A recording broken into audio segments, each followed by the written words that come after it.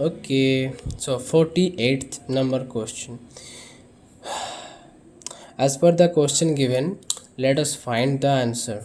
As per the question, mass of the block given 100 gram, that is 0.1 kg. Initial velocity of the block, that is 10 meter per second. Simple.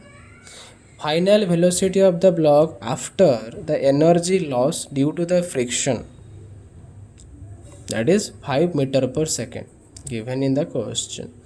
Now let us find the initial total energy of the block. ठीक है, अब देखो potential energy of the block is zero. It is so because the block is at the ground level. अगर ground level पर होगा तो अगर ये मान लो ग्राउंड लेवल है, ग्राउंड लेवल पर जो ब्लॉक होता है उसका पोटेंशियल एनर्जी जीरो होता है and has no elevation, thus no potential energy in turn. कोई पोटेंशियल एनर्जी नहीं मिलेगा. सो यहाँ पर हम ये मान सकते हैं कि kinetic energy initial, that is half m v i initial का square. Putting in the values of mass and initial velocity as per given to us by the question में मास 0.1 kg दिया गया है, इनिशियल वेलोसिटी दिया गया है 10 metre पर second. अगर इन वैल्यू को यहाँ पर पुट कर दें जो यहाँ पर लिखा गया है तो आंसर कितना आएगा? Kinetic energy initial, that is 5 joule. Now the total energy of the system initially is EI equal to VI, that is KI. Initial energy जो होगा, इनिशियल काइनेटिक एनर्जी भी वही होगा. We have already found out the values of potential energy and kinetic energy of the block. ठीक है, that is initial energy that is 0 + 5 joule. Zero यहाँ पर potential energy को कंसिडर किया गया है जो जीरो है, एंड यहाँ पर काइनेटिक एनर्जी 5 जूल निकला है. सो 5 joule is the right answer. 5 joule आया यहाँ पर.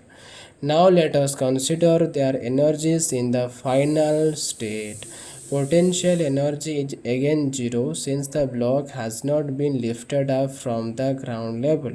जो ग्राउंड लेवल पे जो ब्लॉक था उसको अभी उठाया नहीं गया है. So as per the kinetic energy के f equal to half m v final का स्क्वायर.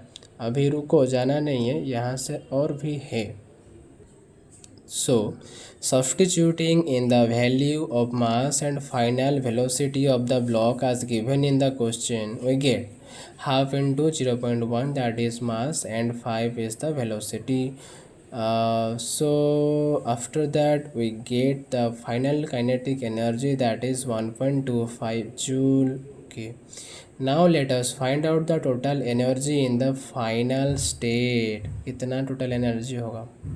EF इक्वल टू मतलब final kinetic energy equal to final energy, only energy, but we have already found out the values of final potential energy and kinetic energy.